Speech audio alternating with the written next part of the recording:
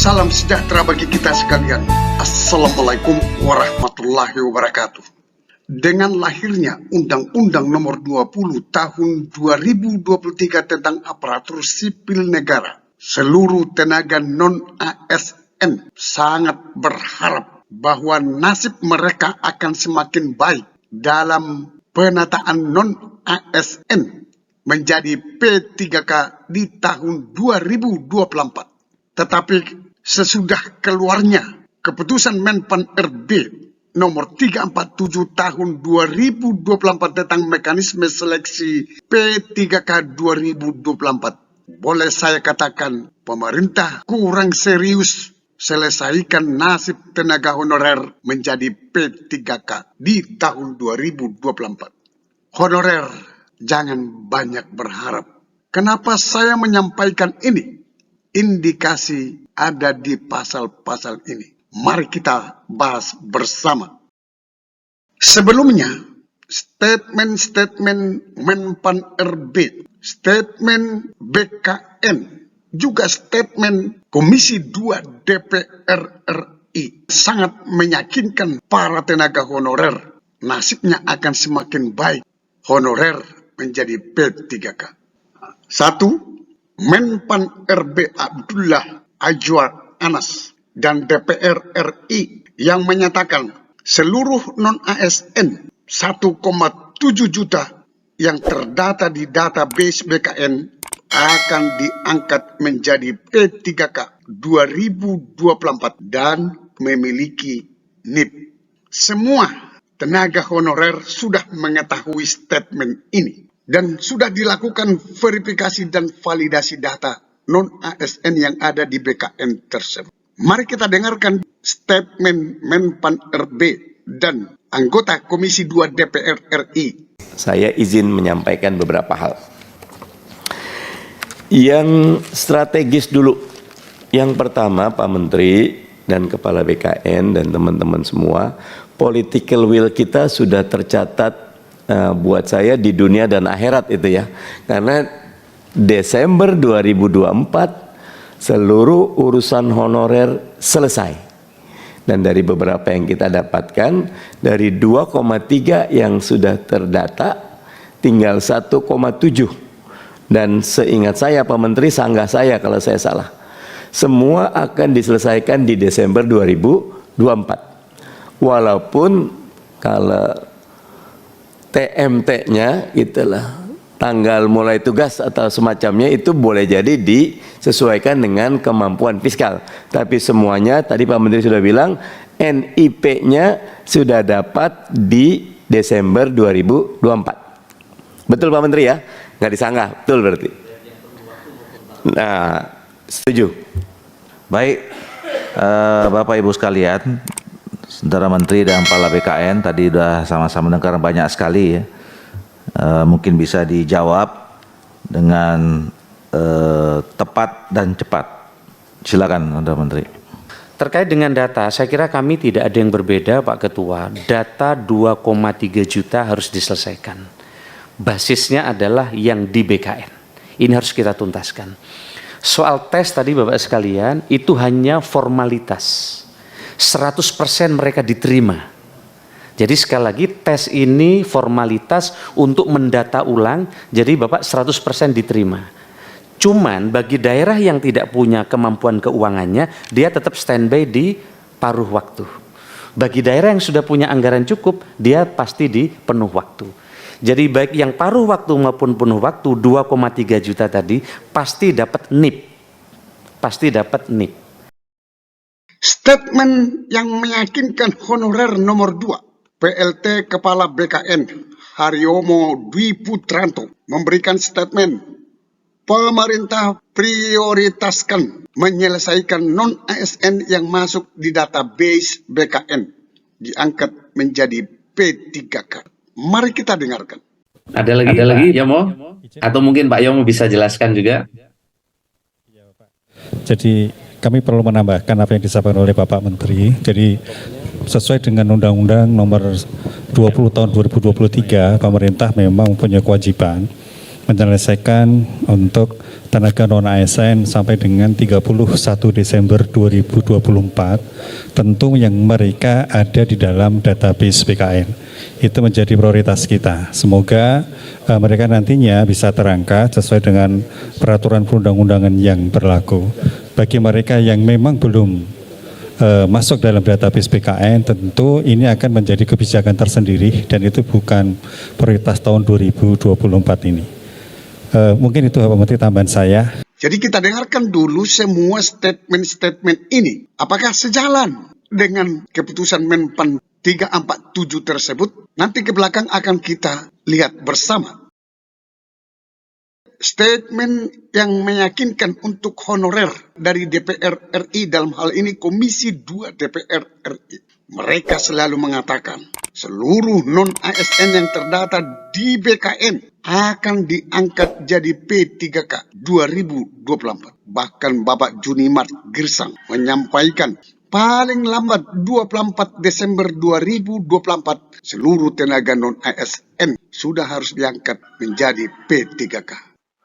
Sekarang akan kita lihat apakah statement Menpan RB, Kepala BKN, dan Komisi 2 DPR RI sinkron dengan isi Kemenpan RB nomor 347, atau kita akan cek apakah statement yang dikeluarkan oleh Menpan RB, Kepala BKN, dan Komisi 2 DPR RI diakomodir di keputusan-keputusan Menpan RB nomor 347 ini. Ini akan kita lihat, kita akan cek, dan kita akan bahas.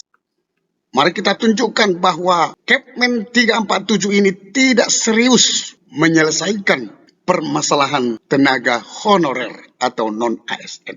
Inilah Kemenpan RB nomor 347 tahun 2024 tentang mekanisme seleksi P3K tahun anggaran 2024. Kenapa saya sampaikan tidak serius? Adalah karena satu, Kepmen 347 tadi memutuskan pertama, pengadaan P3K tahun anggaran 2024 dilakukan untuk memenuhi kebutuhan jabatan fungsional, jabatan pelaksana. Keputusan kedua, yang boleh melamar untuk jabatan fungsional dan jabatan pelaksana ini hanya A. Ex THK 2, B. Tenaga non-ASN. Hanya itu yang bisa melamar. Yang umum tidak bisa melamar. Kita lihat. Tenaga non-ASN sekarang di Indonesia ini, ada tenaga non-ASN yang terdata di BKN. Ada tenaga non-ASN tidak terdata di BKN. Yang terdata di BKN ada 2,3 juta. Yang tidak terdata sesuai dengan informasi dari Bapak Junimart Girsang, anggota Komisi 2 DPR RI, ada sekitar 3,8 juta. Kita lihat apakah non-ASN yang tidak terdata di BKN boleh melamar? Kita akan lihat. Kita lihat di keputusan yang keempat. Tenaga non-ASN sebagaimana yang dimaksud pada diktum kedua huruf B tadi, yang saya bacakan tadi, terdiri atas A. Pegawai yang terdaftar dalam pangkalan data database tenaga non-ASN pada BKN dan aktif bekerja pada instansi pemerintah. Poin A ini adalah tenaga non-ASN yang 2,3 juta. Dan sampai sekarang ini yang belum diangkat adalah 1,7 juta. B. Ini bisa melamar. Pegawai yang aktif bekerja pada instansi pemerintah paling sedikit 2 tahun terakhir secara terus-menerus.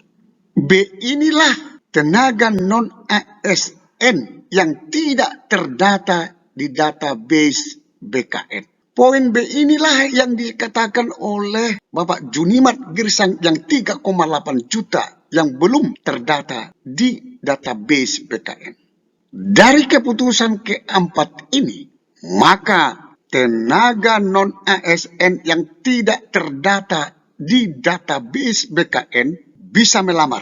Yang penting dia sudah aktif bekerja paling sedikit 2 tahun secara terus-menerus. Berarti apabila seorang tenaga honorer bekerja mulai tahun 2022 sampai 2023 boleh melamar karena sudah ada 2 tahun. Padahal tidak terdata di database BKN. Nah, kita akan combine dengan statement Menpan RB, statement kepala BKN yang kita sebutkan terlebih dahulu tadi. Inilah yang 3,8 juta yang tidak terdata di database BKN. Bisa melamar. Poin B ini, tenaga non-ASN yang tidak terdata di database BKN bisa melamar P3K 2024. Tidak sesuai dengan pernyataan Menpan RB. Tidak sesuai dengan pernyataan kepala BKN. Dan juga tidak sesuai dengan pernyataan Komisi 2 DPR RI. Alasan kedua, kenapa saya katakan tidak serius Kepmenpan 327 ini untuk menyelesaikan permasalahan tenaga non-ASN. Ini alasan kedua. Di keputusan yang ke-29 berbunyi, pelamar dinyatakan lulus seleksi jika berperingkat terbaik. Ini berarti tenaga honorer yang dinyatakan lulus untuk menjadi P3K adalah para tenaga honorer yang nilainya berperingkat terbaik. Bagaimana cara menentukan siapa di peringkat terbaik tersebut? Kita lihat di sini, di keputusan ke-30. Penentuan pelamar yang lulus seleksi sebagaimana dimaksud pada diktum ke-29 diberlakukan secara berurutan bagi A. Ex-THK2, B. Pegawai yang terdaftar dalam pangkalan database tenaga non-ASN pada BKN dan aktif bekerja di instansi pemerintah. C. Pegawai yang aktif bekerja pada instansi pemerintah paling sedikit 2 tahun terakhir secara terus-menerus. Ini berarti apabila kuota formasi dalam suatu instansi daerah sejumlah 100, maka diprioritaskan dulu yang lulus adalah honorarium yang ex-THK2. Kalau masih ada sisa formasi, maka akan diberikan kepada non-ASN yang terdaftar di BKN dan aktif bekerja di instansi pemerintah. Ada sisa kuota lagi, akan diberikan kepada C. Pegawai yang aktif bekerja pada instansi pemerintah paling sedikit 2 tahun terakhir secara terus-menerus. C ini adalah tenaga honorer yang tidak terdaftar di database BKN. Ini berarti akan terjadi persaingan antara B dan C. Pegawai non-ASN yang terdata di database BKN dan pegawai yang tidak terdata di database BKN. Kenapa sampai saya katakan seperti itu? Karena berdasarkan peringkat. Boleh kita asumsikan bahwa nilai CAT tenaga honorer yang non-data BKN ini, C ini, bisa lebih tinggi dibanding dengan tenaga honorer yang terdata di database BKN. Karena apa? Karena di C ini dia baru 2 tahun bekerja. Dia masih muda. Dia masih bagus cara belajarnya. Tentu dia nanti nilai CAT-nya akan lebih tinggi dari tenaga honorer yang sudah tua masuk di database BKN. Bagaimana bisa keadilan seperti ini? Yang muda yang masuk, yang tua tidak masuk. Yang sudah lama bekerja kalah bersaing dalam meraih peringkat nilai terbaik. Baru akan kita lihat lagi masalah di sini. Kalau instansi pemerintah ataupun pemerintah daerah membuat kuota formasi banyak untuk tenaga honorer yang tidak terdata di database BKN, bagaimana bisa tenaga honorer yang B ini bisa mendapatkan formasi? Karena kuota formasinya yang diusulkan oleh pemerintah daerah lebih banyak untuk tenaga-tenaga honorer yang tidak terdata di database BKN. Ini bisa terjadi. Alasan saya yang ketiga, kita lihat di keputusan ke-33. Saya akan baca untuk kita semua.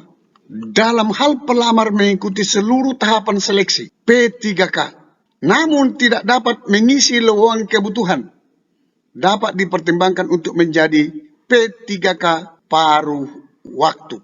Maksudnya di sini, seluruh tenaga honorer yang ikut melamar, tetapi tidak bisa masuk di kuota formasi yang diusulkan oleh Pemda. Contoh ya, kuota formasi hanya 100. Jumlah honorernya non-ASN 2.000. Maka 1.900 yang tidak dapat mengisi lowongan kebutuhan.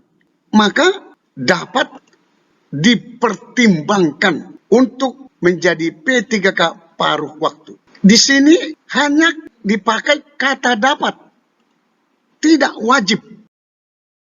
Namanya kata dapat ini tidak wajib, artinya boleh dipertimbangkan. Jadi tergantung selera dari kepala daerah, karena tidak dipaksa dengan kata wajib, tapi dapat dipertimbangkan untuk menjadi P3K paruh waktu. Kalau dirasa kepala daerah tidak butuh, maka tidak perlu dipertimbangkan. Dapat dipertimbangkan untuk menjadi P3K paruh waktu. Dengan cara apa? Dengan cara diusulkan ke menteri. Ini, siapa yang mengusulkan? Pejabat pembina kepegawaian, bupati, wali kota, gubernur, menteri. Sementara statement-statement Menpan RB, Kepala BKN, DPR RI mengangkat tenaga honorer menjadi P3K dan memberikan NIP. Putusan ke-33 ini, ke-34 ini menandakan bahwa tidak ada jaminan bahwa seluruh tenaga honorer akan diangkat menjadi P3K. Seluruh tenaga honorer akan mendapatkan NIP. Tidak ada jaminan. Kecuali di sini dikatakan wajib dipertimbangkan. Kata dapat ini diganti dengan wajib. Baru itu bisa menjamin. Ini hanya kata dapat. Dapat dipertimbangkan. Itu pun untuk diusulkan lagi ke menteri. Sudah semakin panjang ceritanya. Sudah semakin panjang drama ini untuk tenaga honorer menjadi P3K. Makanya saya katakan dari statement-statement Menpan RB, Kepala BKN, dan Komisi 2 DPR RI sangat berbeda dengan keputusan Menpan RB nomor 347 ini. Sehingga kita perlu untuk memberikan saran lagi kepada Kemenpan RB agar sesuai dengan statementnya yang disampaikan kepada masyarakat ataupun kepada tenaga honorer dapat diwujudkan. Semua honorer diangkat menjadi P3K dan diberikan NIP paling lambat Desember 2024. Kenapa saya katakan harus sesuai dengan statementnya? Statement yang menggembirakan para tenaga honorer. Hal itu sesuai dengan pasal 66 Undang-Undang nomor 20 tahun 2023 tentang ASN yang menyatakan pegawai non-ASN atau nama lainnya wajib, bukan dikatakan dapat, wajib diselesaikan penataannya paling lambat Desember 2024. Penataannya itu sudah seluruh dilakukan verifikasi dan validasi. Apalagi kalau sudah valid datanya, sudah terverifikasi, kita harapkan pemerintah harus legowo untuk mengangkat honorer menjadi P3K dan memberikan NIP-nya. Kata-kata wajib ini sebenarnya harus ada di keputusan Menpan ini. Tidak pakai kata dapat, tetapi pakai kata wajib. Sehingga ada jaminan tenaga honorer diangkat menjadi P3K tahun 2024. Sampai ketemu pada video berikutnya di channel ini. Jangan lupa dukung terus channel ini dengan cara klik subscribe, like, dan loncengnya. Semoga bermanfaat. Wassalamualaikum warahmatullahi wabarakatuh. Shalom.